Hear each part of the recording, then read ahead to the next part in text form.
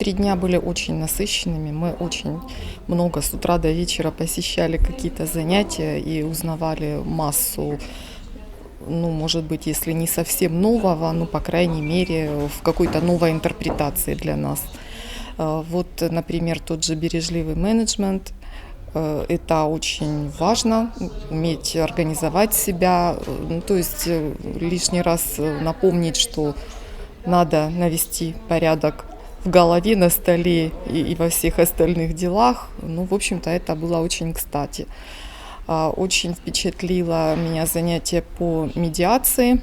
Во-первых, потому что это близко моему мировоззрению. Вообще, я как бы тоже стараюсь всегда находить решения в конфликтных ситуациях, то есть как-то погасить эти конфликтующие стороны, чтобы они нашли способы взаимодействия и способы, ну, если уж не примирения, то хотя бы сосуществования.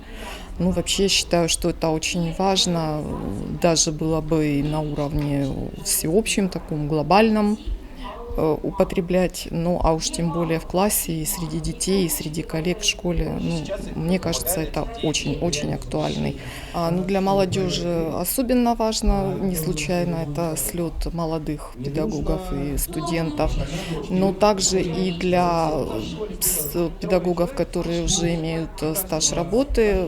В любое время нужно напоминать время от времени какие-то такие постулаты, самые важные. И к тому же время развивается, мир не стоит на месте, всегда надо стремиться к совершенствованию.